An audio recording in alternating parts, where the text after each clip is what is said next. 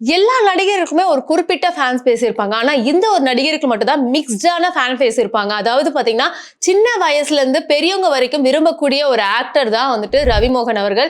தமிழ் சினிமால ஒரு chocolate Payne சொல்லலாம். அவருக்குன்னு வந்து பாத்தீங்கன்னா, அவருடைய படங்கள் வந்து ரொம்ப தனித்துவமா இருக்கும். சில படங்கள்ல நல்லா என்னதான் பொலிட்டிக்கல் ரீதியா பேசினாலும், சில படங்கள்ல ரொம்பவே சாக்லேட் பாயா நடிச்சிருப்பாரு.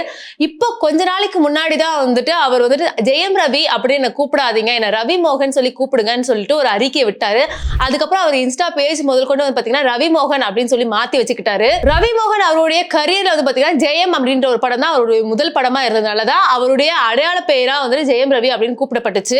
பட் ஜெயம் படம் வந்து பாத்தீங்கன்னா ரீமேக் ஆன ஒரு படம் தான். தென் அதுக்கப்புறம் வந்துட்டு பல படங்கள் ரீமேக் பண்ணியிருந்தாலுமே அவருடைய அண்ணன் மோகன்ராஜ் மூலமா தனி ஒருவன் அப்படின்ற ஒரு படம் மூலமா ஒரு கம்பேக் கொடுத்தாரு. அதுக்கு முன்னாடி வந்து பாத்தீங்கன்னா உனக்கும் எனக்கும், சந்தோஷ் சுப்ரமணியன், அதுக்கப்புறமா ரோமியோ ஜூலியட் சொல்லிட்டு நிறைய சாக்லேட் பாய் கொடுத்தாலும் தனி ஒருவன்ல வந்து அவர் கொஞ்சம் வித்தியாசமா இருந்தாரு.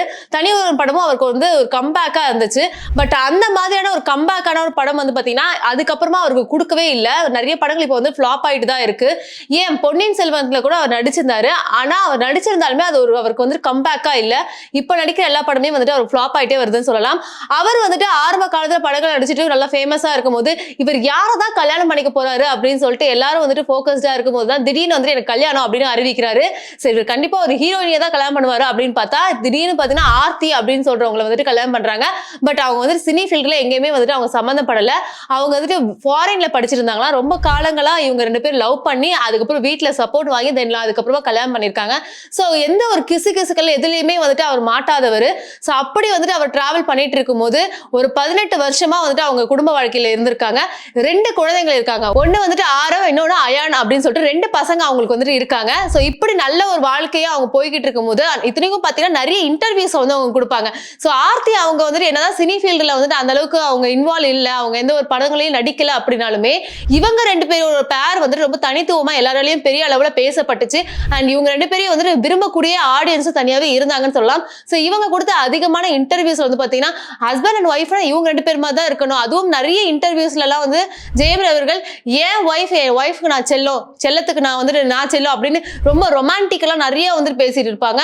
சோ அந்த வீடியோ பார்க்கும்போது எல்லாருக்குமே வந்துட்டு வாழ்ந்தா இவங்கள மாதிரி வாழணும், எவ்வளவு ஒரு சூப்பரான ஒரு கப்பலா இருக்காங்க அப்படின்னு எல்லாரையும் பேசக்கூடிய அளவுக்கு ரொம்ப ஒரு சூப்பரான ஒரு கப்பலா இருந்தாங்க. பட் அவங்களுடைய தனிப்பட்ட வாழ்க்கையில திருமண வாழ்க்கை எந்த அளவுக்கு பிரச்சனையா இருந்துச்சு அப்படின்றது தெரியாம இருந்துச்சு. ஏன்னா திடீர்னு ஒரு கடந்த செப்டம்பர் வந்துட்டு அவர் வந்து டிவோர்ஸ் வந்துட்டு அனௌன்ஸ் பண்றாரு.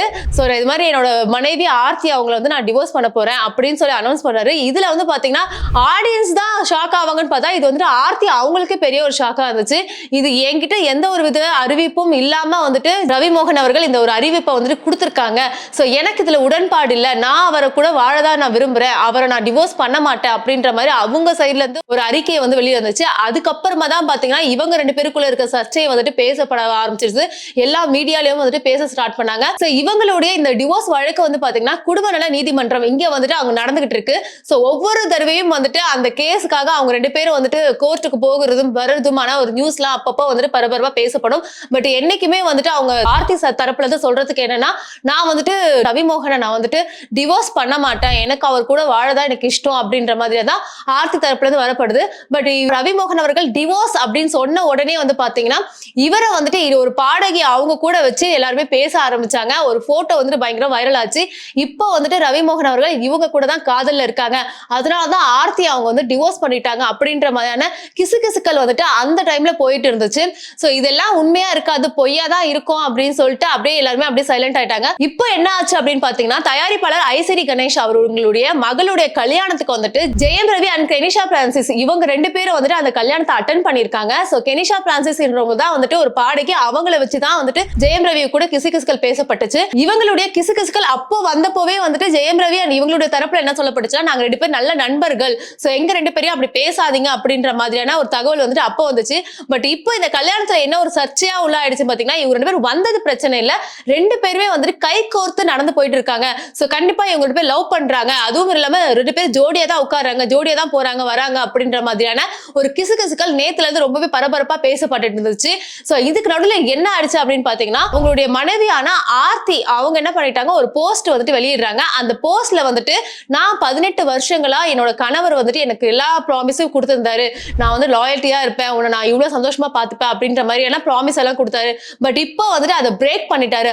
அது மட்டும் இல்லாம இப்போ எல்லா சுமைகளும் என் மேலதான் இருக்கு. 2 குழந்தைகளையும் நான் தனியா பாத்துக்கிறேன். நான் ராத்திரி நேரங்கள்ல நான் உட்கார்ந்து அழுகுறேன். எல்லாத்தையுமே நான் என்னைக்குமே வந்துட்டு வெளியில சொன்னதில்ல. அதுவும் இல்லாம இவங்க டிவோர்ஸ் அப்படின்னு வந்துட்டு சொல்லும்போது எல்லாருமே ஆர்த்தியை பத்தி என்ன சொன்னாங்கன்னா, ஆர்த்தி வந்துட்டு கொஞ்சம் ரொம்ப டாமினேட் பண்ணுவாங்க ஜெயம் ரவிய.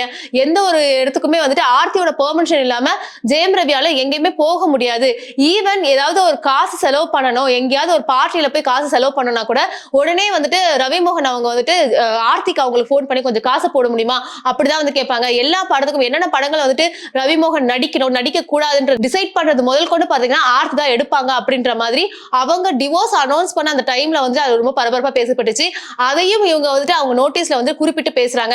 நான் வந்துட்டு பணத்துக்கு ஆசைப்படுறவ அப்படின்ற மாதிரிலாம் வந்துட்டு என்ன வந்துட்டு போர்ட்ரேட் பண்ணாங்க. நான் அது கூட எதுவுமே பேசாம நான் அமைதியா இருந்தேன். சோ என்ன பத்தி எந்த ஒரு கிசுகிசுகள் வந்தாலும் ஏன் இப்படி பேசுறீங்க நான் எங்கேயுமே நான் கேட்டது இல்ல. ஆனா இப்போ ரொம்ப அதிகமான வலியை நான் வந்துட்டு அனுபவிச்சுட்டு இருக்கேன். இப்போ நான் தங்கி இருக்க இந்த வீட்டை கூட காலி செய்யுங்க அப்படின்னு சொல்லிட்டு என்னோட கணவரான என்னோட 2 குழந்தைங்களுக்கு அப்பாவான ரவிமோகன் கிட்ட இருந்து எனக்கு வந்து நோட்டீஸ் வந்திருக்கு. ஒரு காலத்துல இந்த வீட்டை வந்துட்டு நாங்க 2 பேரும் சேர்ந்துதான் கட்டணும். ஆனா இப்போ வந்துட்டு எங்க 2 பேரையும் வெளியில போங்கன்னு சொல்லி மனசாட்சி இல்லாம ரவிமோகன் அவர்கள் சொல்றாங்க. இப்போ எனக்கு வந்துட்டு இதுக்கப்புறம் நான் இந்த ஒரு விஷயத்துக்குமாவே நான் அமைதி காக்க நான் விரும்பவில்லை. நான் எப்பவுமே வந்துட்டு என் காதல் வந்துட்டு பொய்யா இருக்கு, என் காதல் வந்துட்டு வேஷமா இருக்கு அப்படின்னு சொல்லும் போது கூட வந்துட்டு எனக்கு கஷ்டமா இல்ல. ஆனா இப்போ அதுல நான் பலவீனமாவோ இல்ல வந்துட்டு தனிமையோ நான் உணர விரும்பல. எதுவா இருந்தாலும் நான் ஓப்பனா பேச விரும்புறேன் அப்படின்னு சொல்லி அவங்க ஒரு நோட்டீஸை வந்து நெட்டு வெளியிட்டாங்க.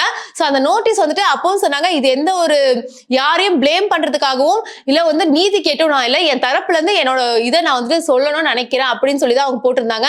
இது வந்து ரொம்ப பரபரப்பா எல்லாராலையும் பயங்கரமா பேசப்பட்டுச்சுன்னே சொல்லலாம். ஆர்த்திக்கு அவங்களுக்கு ஆதரவா பாத்தீங்கன்னா குஷ்பு அண்ட் ராதிகா இவங்க 2 பேருமே அவங்களோட சோசியல் மீடியால அவங்களுக்கு ஆதரவா வந்துட்டு இப்போ நோட்டீஸ் ஒரு போஸ்ட் வந்து போட்டிருக்காங்க. என்ன ஒண்ணுன்னா இப்போ ஆர்த்தி அவங்க என்னதான் சினிமா ஃபீல்டுல வந்துட்டு எந்த ஒரு விதத்திலயுமே வந்துட்டு அவங்க சம்பந்தப்படனாலையும் நடிக்கலனாலுமே சினிமா ஃபீல்டுல இருக்க எல்லாருமே வந்துட்டு ஆர்த்தி அவங்களுக்கு நல்ல ஒரு ஃப்ரெண்ட்ஷிப்பா இருக்காங்க. சோ நல்ல ஒரு ஃப்ரெண்ட்லியா இருக்காங்க. சோ இப்போ ஜெயம் ரவி அவங்களுக்கு எதிர்த்து சினிமா துறையில இருக்க ஒரு பெரிய பிரபலங்கள் அதுவும் பெரிய பெரிய நடிகர்கள் வந்து பாத்தீங்கன்னா ஆர்த்திக்கு அவங்களுக்கு சப்போர்ட் பண்றாங்க. சோ அடுத்த கட்ட நடவடிக்கை இது எங்க கொண்டு போய் முடியும் என்ன ஆக போகுது அப்படின்னு நம்மளுக்கு தெரிய போறது இல்ல. அதுவும் இல்லாம இப்போ வந்துட்டு ஜெயம் ரவியுடைய படங்கள் அடுத்தடுத்து ரிலீஸ் ஆகிறதுக்காக வெயிட் பண்ணிட்டு இருக்கு. சோ அந்த படங்களும் பாத்தீங்கன்னா அவருக்கு வெற்றி கொடுத்தாதான் இந்த தமிழ் சினிமால வந்துட்டு அவரால் சர்வே பண்ண முடியுமா முடியாதான்றதே தெரிய வரப்போகுது. அடுத்த படம் அதுவும் பாத்தீங்கன்னா தனி ஒருவன் 2 வந்துட்டு 2026ல வந்து ரிலீஸ் ஆக போகுது. சோ இந்த இயர்ல இன்னும் ஒரு 3 படங்கள் வந்துட்டு அவருக்காக வெயிட் பண்ணிட்டு இருக்கு. இவங்க 2 பேருடைய வழக்கு வந்துட்டு கோர்ட்ல போய்கிட்டு இருக்கு. சோ தொடர்ந்து நம்ம பார்த்துட்டு இருப்போம். சோ இப்போ தமிழ் சினிமா வந்துட்டு முழு ஆதரவை வந்துட்டு ஆர்த்தி அவங்களுக்கு கொடுத்திருக்கே தவிர இப்போ வந்து ஜெயம் ரவி அவர்கள் தனியா தான் இருக்காங்க. இது மாதிரி சினிமா செய்திகளை அடுத்தடுத்து தெரிஞ்சுக்கிறதுக்கு திரைக்குறள் சேனலை சப்ஸ்கிரைப் பண்ணி வச்சுக்கோங்க. இதே மாதிரி அடுத்த வீடியோல நான் உங்களை சந்திக்கிறேன். Tata bye bye, see you.